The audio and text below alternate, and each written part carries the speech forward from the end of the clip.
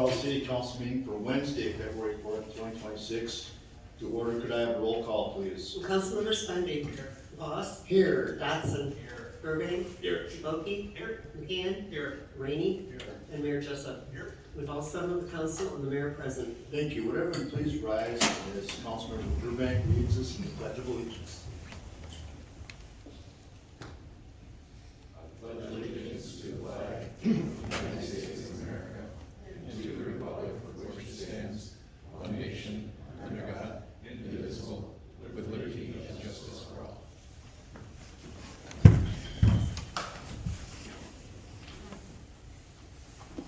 All right, first up tonight is the council agenda. There are no changes or corrections. With that, I'd look for a motion to approve. So moved. Motion by Dan to approve, do I have a second? Second. Second by Dave. Any further discussion? Hearing none, all those in favor signify by saying aye. Aye. Opposed? The agenda has been approved. Next up tonight, 1.2 is a public hearing for the proposed assessments for the 2025 street utility project. And in addition to that will be 1.2.1 resolution to adopt assessments, and with that, we go to Sean Murphy. All right, thank you, Mayor and Council. The public hearing was called for this project in association with Resolution 19-26 to adopt assessments for our 2025 street utility project that provided improvements to Lynn Drive Southwest and Oakdale Street Southwest. Notices to affected property owners and the public were provided per state statute for this public hearing tonight on Wednesday, February 4th. If approved, notices of final assessments will be drafted and sent on to the affected property owners. These assessments will be repaid over a 10-year period. Since this project was completed in 2025, the recommended interest rate is 5.0%, which is based on the 2025 bond issue true interest costs of 3.06%. State statute recommends setting assessment interest rates 1 to 2% above the current bond issue rate.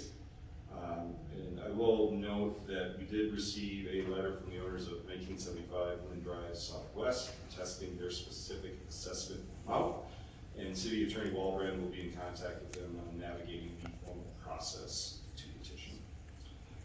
With that, the budget impact is to assess for the total amount of $234,916.24. Thank you. So it is 7:02. We will open up the public hearing for anyone that wants to ask questions in regards to the assessments for the 2025 street and utility project. Please step forward to the microphone and you will be heard.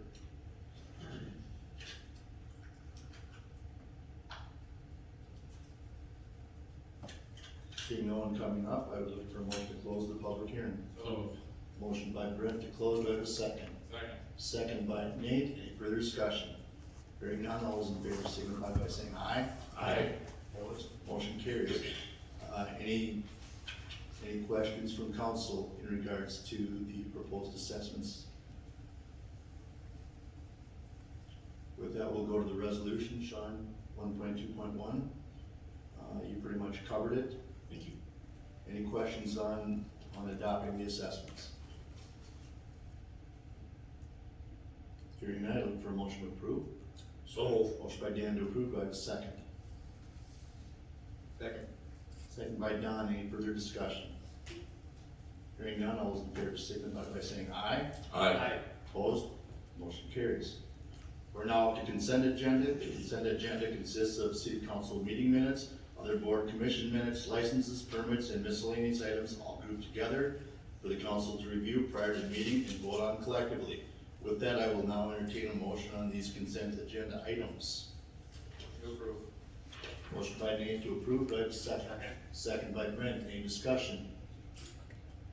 Hearing none, all those in favor signify by saying aye. Aye. Opposed, motion carries. Action items tonight, we have two resolutions. The first one is 3.1.1, resolution 20-26 to set the date for public hearing to adopt CIP plan with intent to issue bonds for police and fire facilities, and we go to the city administrator Lieutenant Toomer for that. Good evening. Thanks, Mayor and Council. Yeah, this is to set the public notice, or the public hearing, related to the adoption of the capital improvement plan and the issuance of general obligation bonds for the police and fire. We are setting that date as March 3rd, 2026 at 7 p.m. here at City Hall, and it is to issue bonds up to $65 million. Again, this is just setting the public hearing today, notification of that hearing, and for March 3rd, 2026. So with that, staff recommends approval. Thank you. Any questions for Jen on this? Hearing none, look for a motion to approve. Motion to approve. Motion by Dave to approve, do I have a second? Second. Second by Doug. Any further discussion? Yes, I'm not sure this is the place or not, but I don't know if I'm prepared to vote yes on this. I'm a nay vote. Not that I'm against the project. I think that we need the project. I think there isn't any doubt in the community that the project is needed for our police and our fire. So my objection is the cost, and I don't know if I'm ready to vote to offer up to $65 million without doing some review. For instance, when I look at, we've toured multiple facilities. When we went to the New Burnsville Fire Department, west of the wall, a couple miles, right in County Road 42. It's an amazing facility. It's 44,000 square feet. Our proposal is 40,000, only 4,000 square feet less. But yet we have no ambulance service running out of there. We have no water safety rescue out of there. For instance, they take care of the Mississippi River out of our facility. They've got a bank of 8 different offices that administration is going to be taking care of in that building. They're taking right care of right now 40,000 plus residents, where we're at 28. We hope to be at 40 in 2040, which is 16 years. And I'm just wondering if we're overbuilding. To me, it's kind of like asking my wife if we'd like to build a home. Sure we would. Well, what do you want? Oh, I want this, this, and this. We go to the architect or the planner, and he goes, well, that's $1 million. We say, that ain't gonna work. Is there something we can trim out? And I don't know if we've ever gotten to that phase where are there needs and are there wants? Are we looking to build a Burnsville type facility with all of that stuff there? As far as the police station goes, Lakeville facility is extraordinary. It's huge, but yet they've got twice as many sworn officers as we have. They've got a forensics lab there.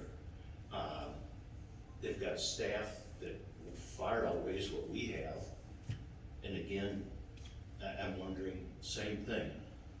Anything new is going to be better than what we have, but do we have the capacity to ask our taxpayers, what is it going to cost? You know, last year we went with 13%, and there was some dissent, rightly so. We hammered it out, we got down to 9.9%. And you know, what is this going to do? And until I really know what a levy number is, you know, are we going to go back? You know, I've heard 20%. How can we go 8, 7% the year before, 9%, 20%? We need this stuff, and I wish that previous councils hadn't kicked the can down the road where we could maybe be building one at a time.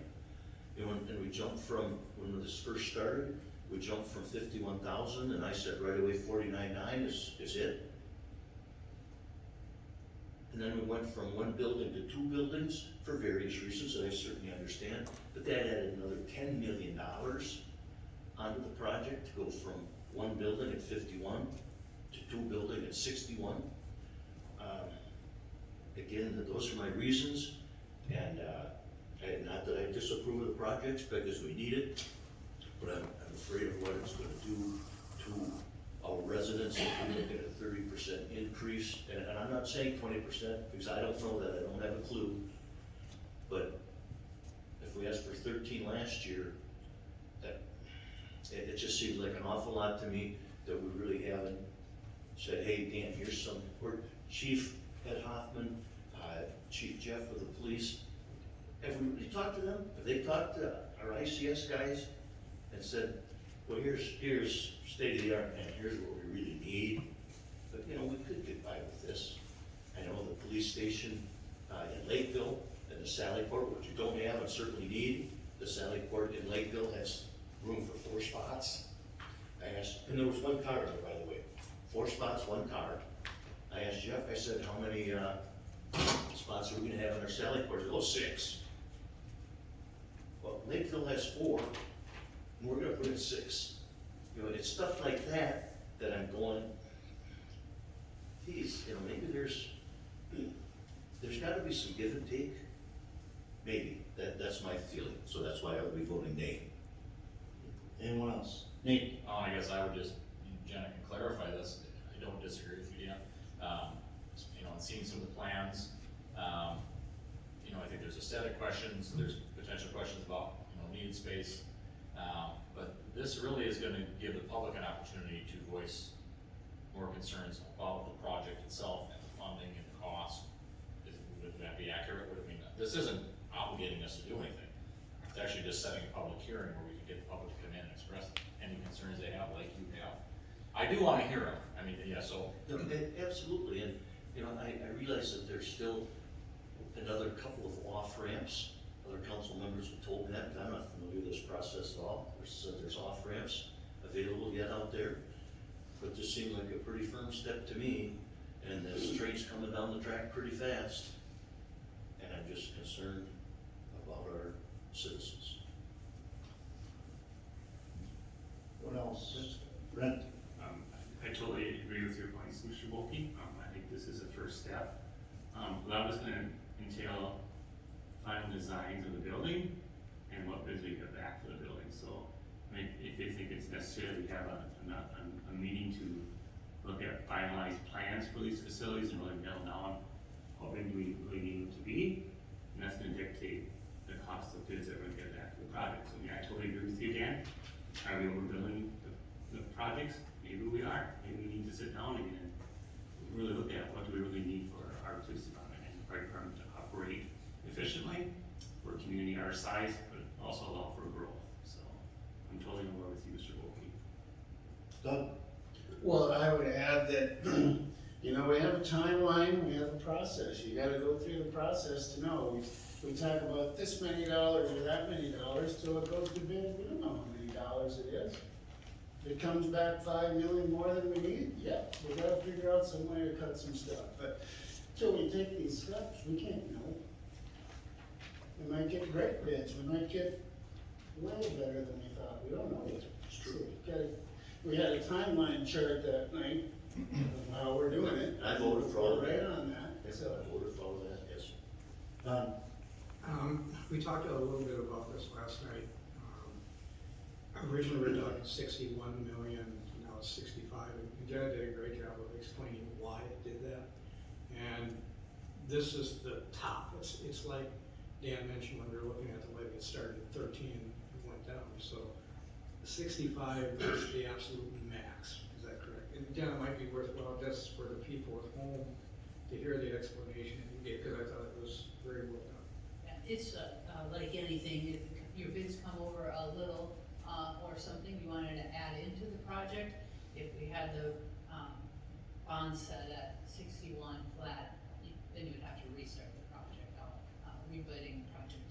And so this is to give you a little bit of a ceiling, so it's not saying we're using it, it's just saying we have up to. And so that's just to ask for that cushion in case there's an adjustment that needs to be made or wants to be made, if you give the council that ability to do it without going back through all the expense of the project.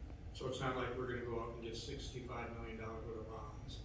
Once we start looking at what the actual bids come back, if it's under that, we don't have to do the 65, we can do it where it's coming in at, so.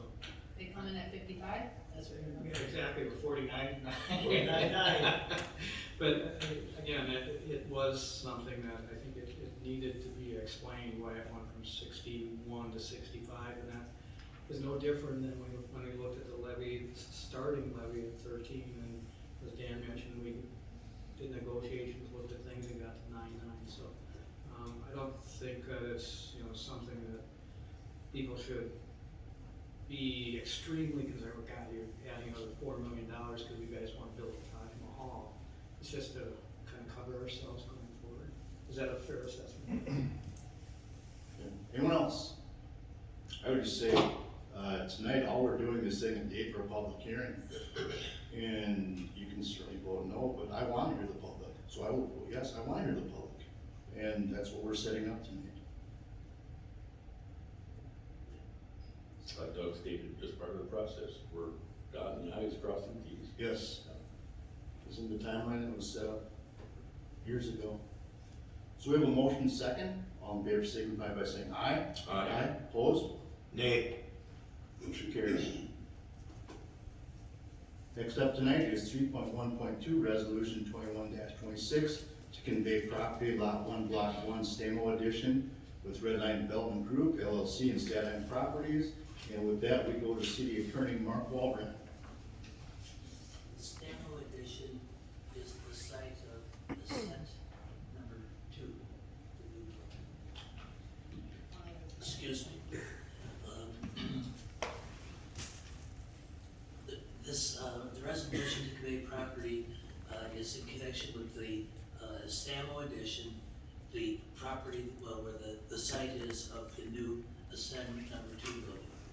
And what we're doing here, now that the plat has been approved, that the portion that belongs to the Statine and Redline,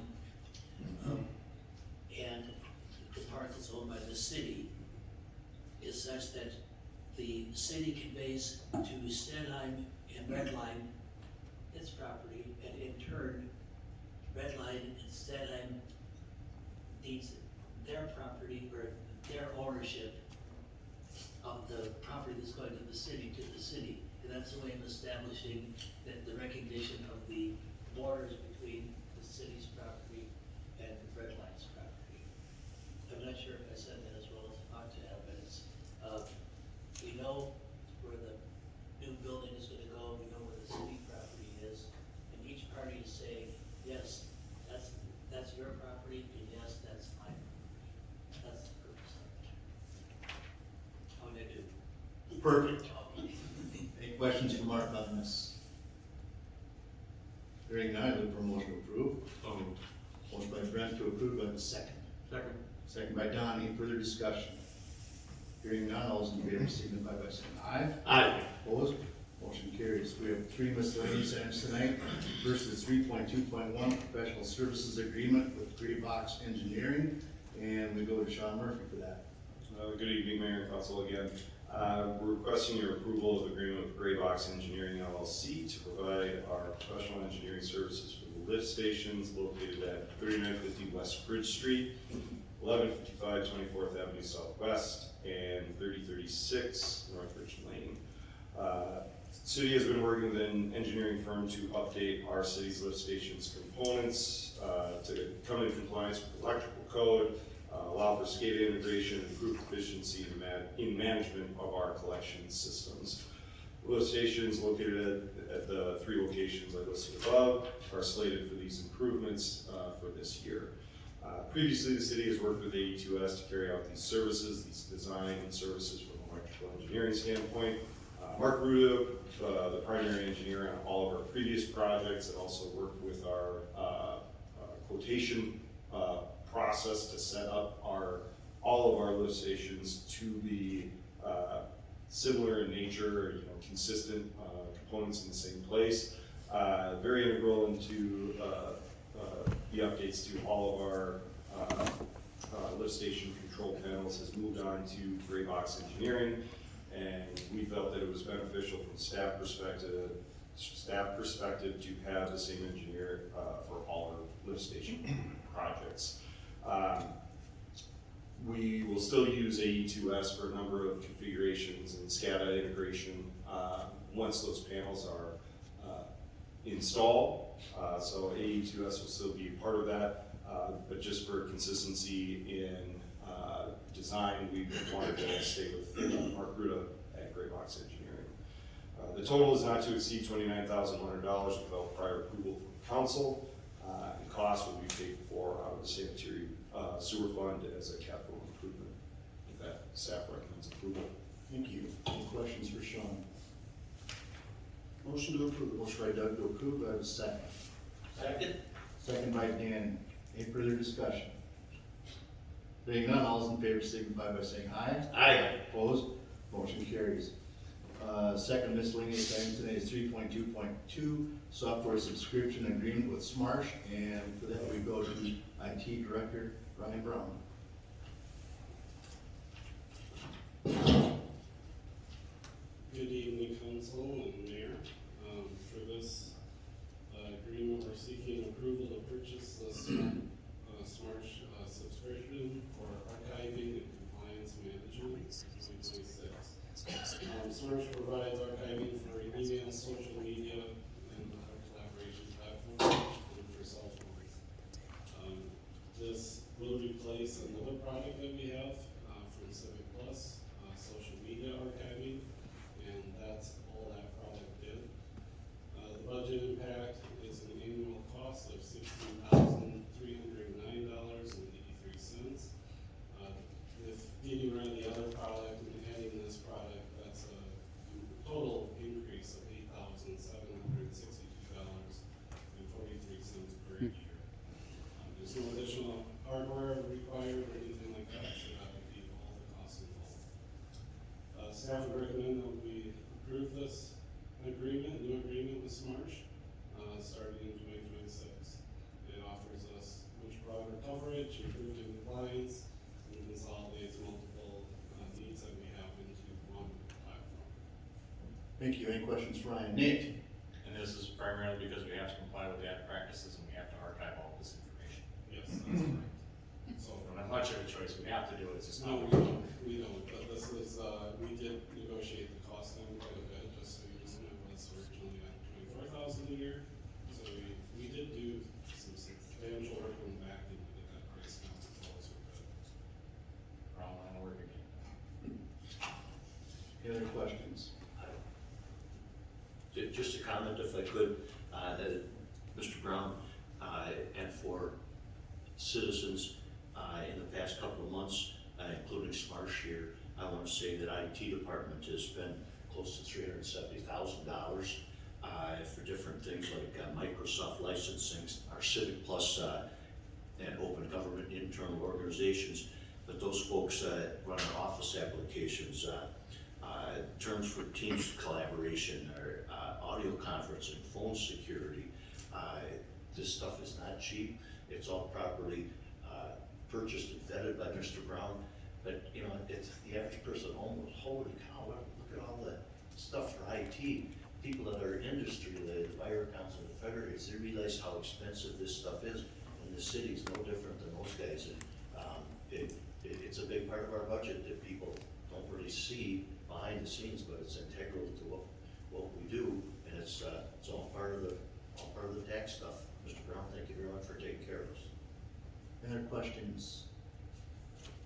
Hearing none, for a motion to approve. So moved. By Don to approve, do I have a second? Second. Second by Nate. Any further discussion? Hearing none, all those in favor signify by saying aye. Aye. Opposed, motion carries. Last miscellaneous item tonight is 3.2.3, East Modern IT agreement with Marshall, and once again, Ryan Brown. So the purpose of this is to seek your approval again to enter into another new agreement with Marco Technologies for what they call modern IT services. And so, like Dan said, we have a lot of different systems, it's becoming very complex, and we have a very lean IT staff that we run. So we're looking for additional support to help us get us to where we need to get to, so we can start utilizing these systems even more. The background with this is really this provides Microsoft 365 admin as a service, really around identity threat detection, mobile device management, and other modernization tools to improve security and efficiency.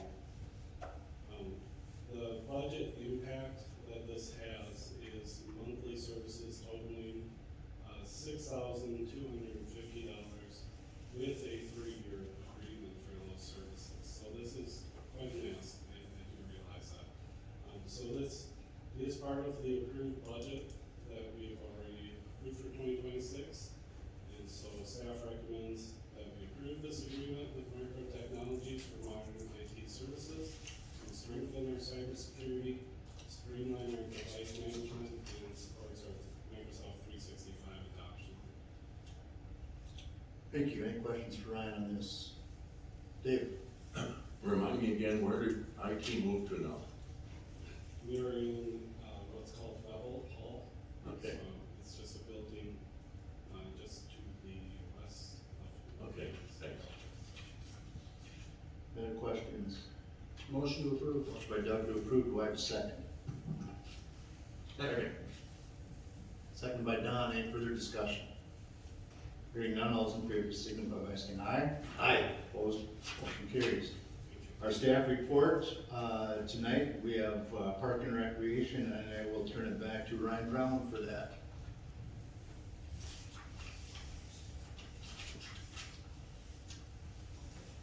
Good evening again. I'm actually going to introduce to you Seth Emlin, who is one of our recreation supervisors.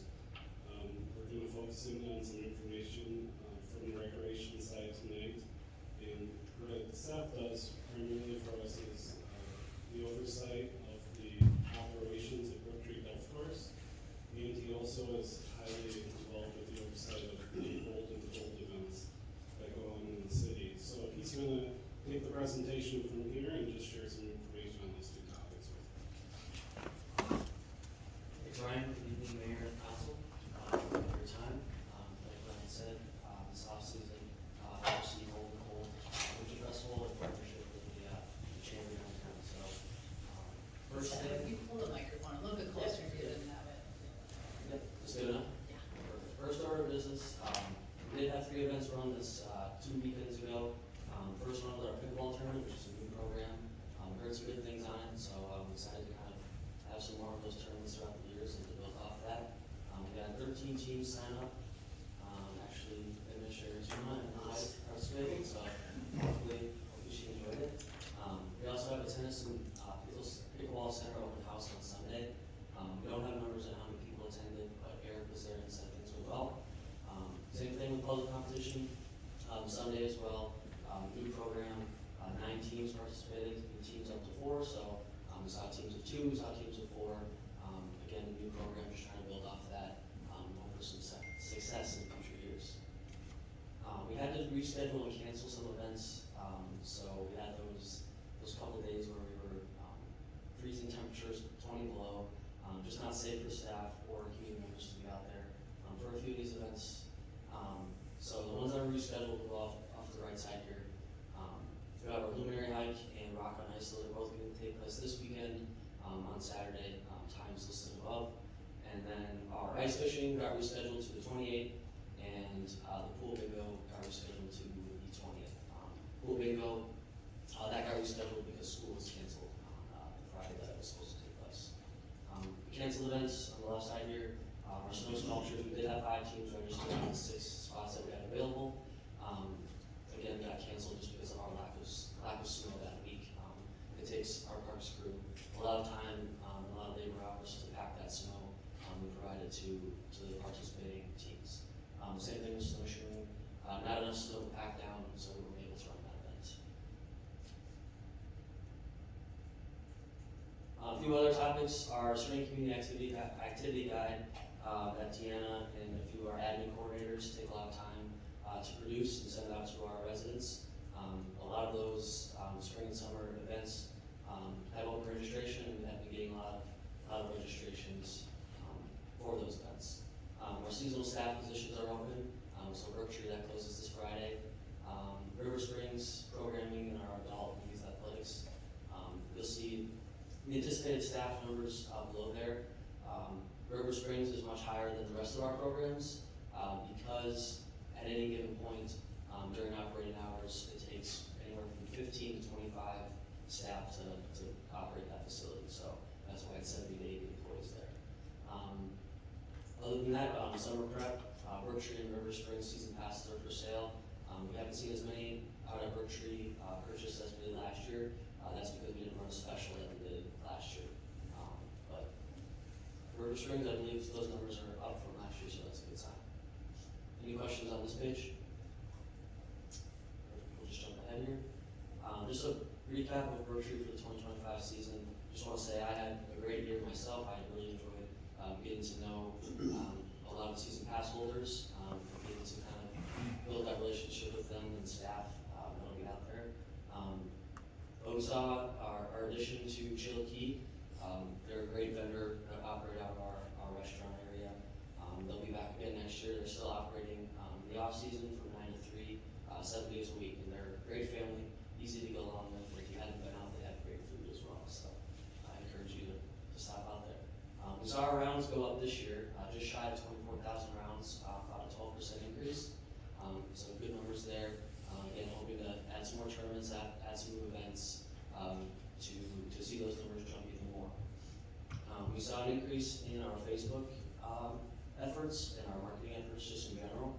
So both of those numbers, our views and interactions went up over 100%, which is good. So we're making the effort to inform the golfers and just inform the community overall, kind of what we have going on out there, and if we're closed, open, you know, what the scoop is. So last thing here, our 2025 runner-up for best golf course in southern Minnesota. So this ballot gets sent out to 11,000 homes in southern Minnesota, and we happen to be the runner-up. So good sign there, and hopefully next year we can take over the top spot.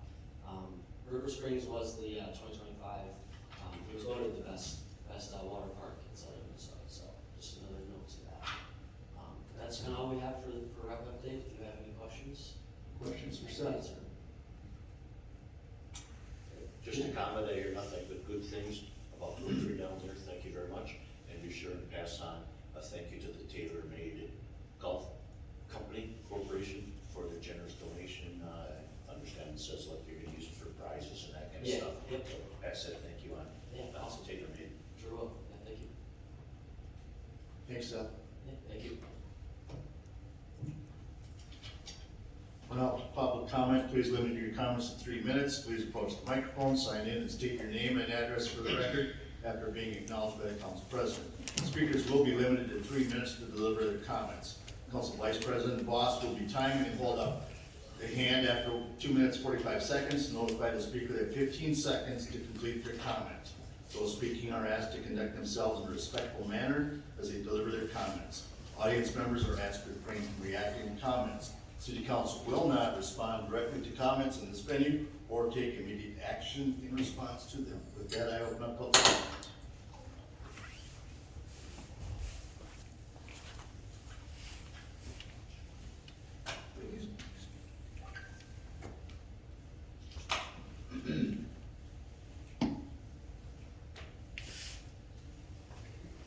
Good evening, Melissa Zimmerman, 2525 Stony Creek Drive. Yesterday, I attended the police and fire station open house, where I shared concerns and learned new information. I learned that this has been a 7-year project dating back to 2019, yet the public only became aware of it in April of 2025, and only if you were attending the city council meetings and paying very close attention. When the city hired a lobbyist to pursue state funding, without that funding, this project wasn't moving forward. On November 8th, 2025, demolition scheduled for May of this year was quietly referenced. No announcement, no public discussion, just a passing mention. I attended the West Hills Commissioner meeting where the safety center was discussed, but it was a formality, staff informing the committee of decisions already made. That was actually the second meeting. The first was not open to the public because there wasn't enough time for proper notice. In December, myself and others attended a meeting to learn more about what we had just discovered was a $61 million project, only to find out it had been moved earlier in the day. I mentioned the safety center at the Truth and Taxation hearing, a meeting specifically about how my tax dollars are being spent, and my voice was cut off.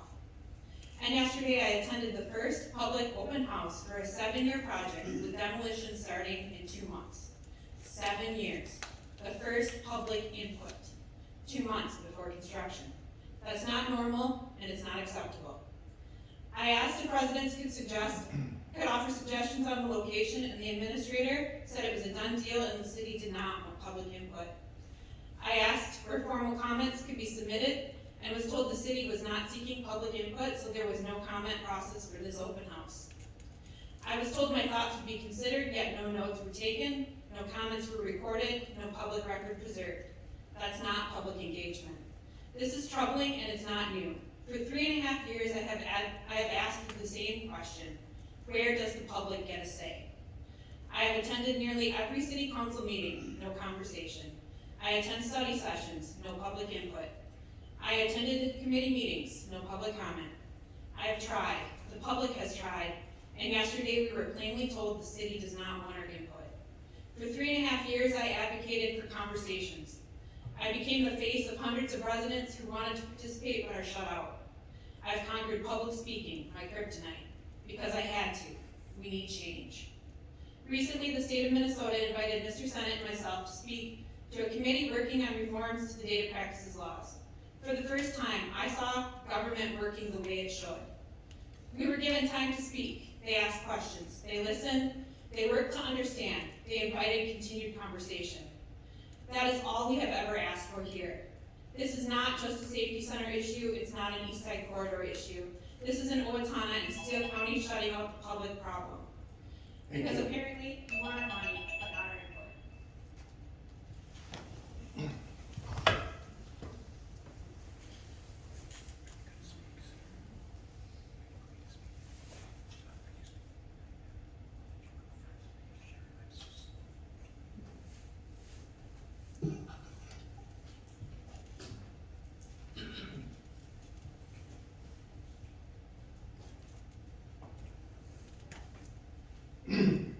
Believe it or not, I wasn't going to speak tonight. I was here for the Lynn Drive hearing, which after a really long year, we're really happy with the whole of it, so appreciate that. The city folks and all the utilities and contractors, everybody worked really hard. And I think all the neighbors all tried to cooperate, really in and out of the place all year, so thanks for that. Can you state your name, please? Tim McMahon, Lynn Drive. So, it was interesting to hear the public hearing on the resolution to set the date 2026. And it sounds like what I'm hearing is it's passed out to be a public hearing where people get to talk and then you go back and do your work. And I can't ask questions or not expect an answer, so I'll ask you guys what questions you probably should be asking. The resolution, which I read, and I encourage, I do read contracts, finances. It's a public hearing to adopt the CIP plan, improvement plan, with intent to issue the bonds for police and fire. The resolution says the city council has determined to prepare a plan for the city to issue general obligation bonds in amount of $65 million plus. One of the other things it says is we direct city staff and consultants are authorized to take all other actions needed to bring the plan and issuance of bonds before the city council. It also, on page 2, says it's the intent to claw back all the expense you've already paid over the last however many years. And I think you should look very closely how far by statute can you go back. We're talking months and months, years. We're going to try to get those few $1 million back in, 65 million. This is a pretty touchy subject. This resolution intends to authorize that. This is not just to set a public hearing. The other thing is, I think what you'd expect to see, like we did tonight, there's a public hearing, the public hearing closes, the next thing on the agenda is going to be the resolution to adopt the CIP plan and then issue the bonds. That's what I would expect what I've seen. I don't know that for sure. I think you should ask, well, before March 3rd. The 61 million budget went to 63 because the budget went up by the $2 million you passed a couple weeks ago. 61 million is supposed to be bonds in 63 because they're going to add $2 million in the first year's interest on it. 61 becomes 63. Now the budget 63 plus the first year's interest is 65. That's how you got to 65. You can prove me wrong, not tonight. Feel free to call me, correct me. I came to the open house last night. I've already seen what I saw before that estimated cost, 61 million. We already approved it up to 63 a couple weeks ago, and not 65. So you may understand why some of those are suspect.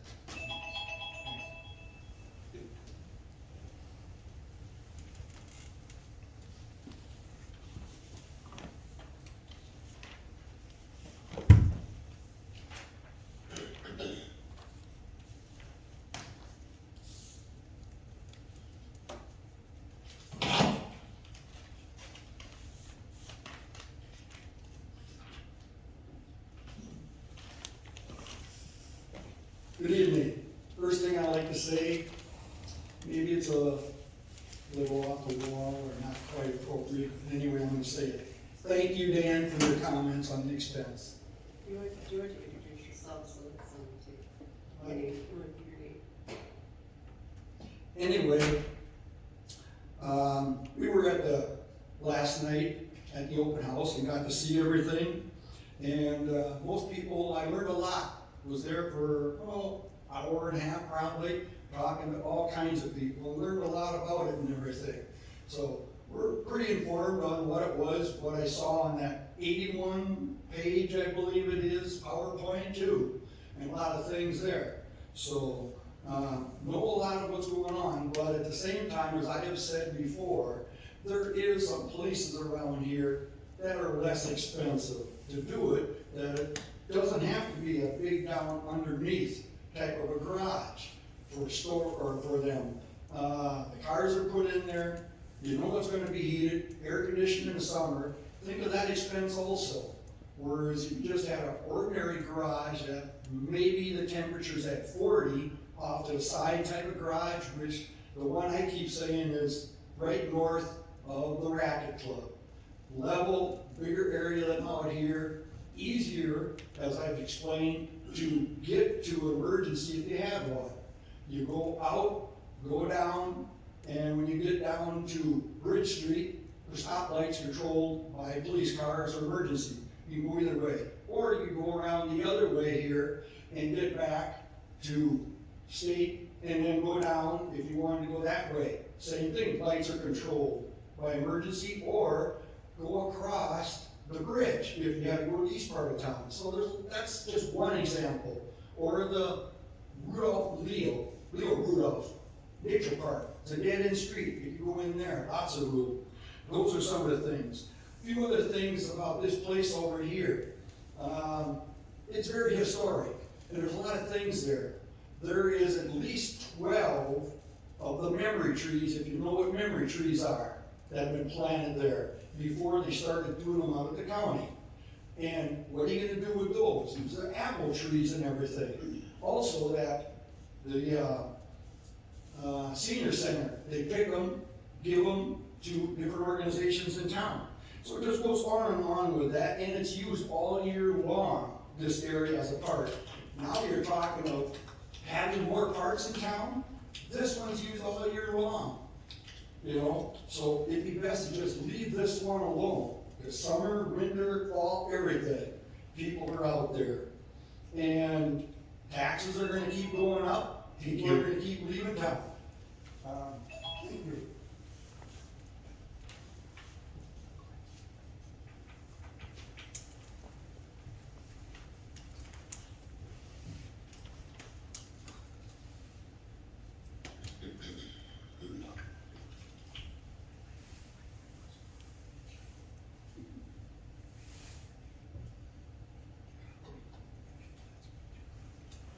Tyrell Alistair Hunter, 210 North Oak Avenue, apartment 306.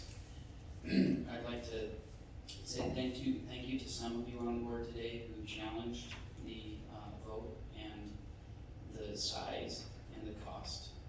I'm not against safety, I'm not against building buildings that will meet our needs, but certainly there's some questions from my side as to whether we're building the proper facilities for our size of the town and the growth that we have. There are 77,000 residents in Lakeville, and if we're building something bigger than they have, that's more than 2.5 times our size. So we don't need facilities for 100,000 people right now. We maybe need facilities for 40,000 people. Thank you.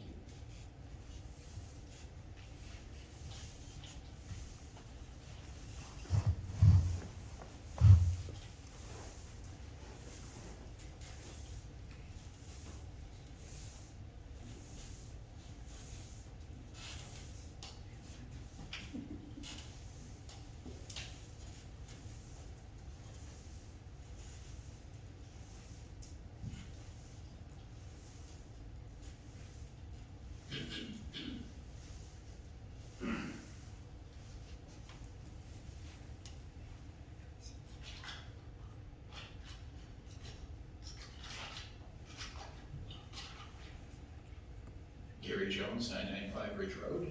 Good evening, Gary. Good evening. I think I finally have something tonight. I really do.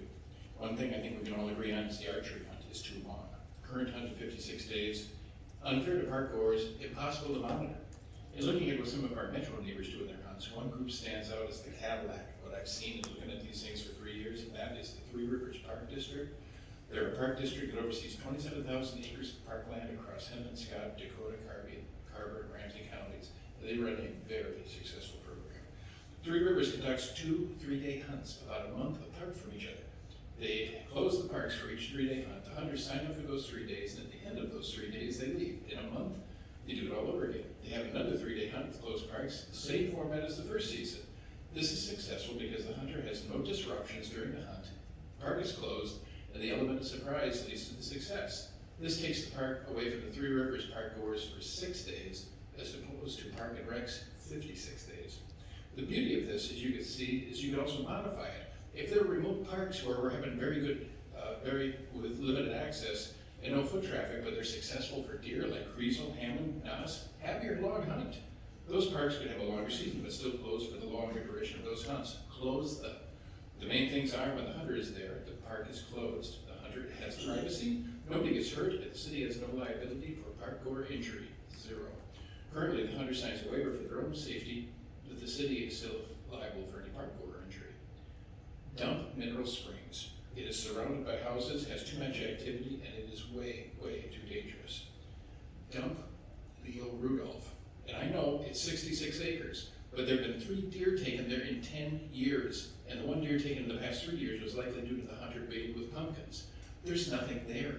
In 2024, the hunter was there almost every day. Both seasons got nothing. The first season, 2025, there was also a 0, no hunter there. The second season, 2025, the hunter was there all the time. He got nothing. But these guys are giving it their all. Forget Leo and put them somewhere where their dedication can pay off. When you look at the 2 seasons Park and Rec currently uses, covering a 56-day hunt, nearly all of the deer are taken first season. There are only 3 deer taken in all of the park's second season in total. Second season seems to be a waste of time for the hunters and the public. If the Three Rivers Park District sounds familiar, it should.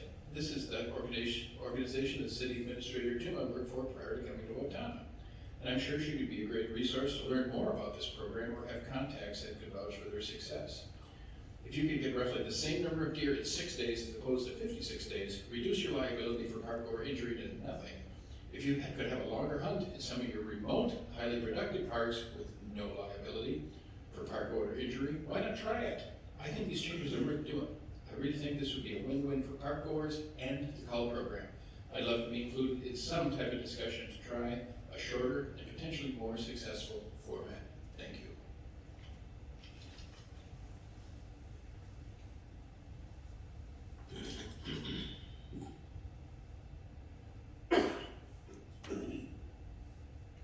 Anyone else this evening? Seeing no one approaching, we'll now go to council comments. First up tonight, Councilmember Spenvey. Nothing. Councilmember Voss. Nothing today. Councilmember Dotson. Nothing to add. Councilmember Burbank. Councilmember Bulkey. No comment. Councilmember McCann. Nothing. Mayor Jessup. Sure, why not?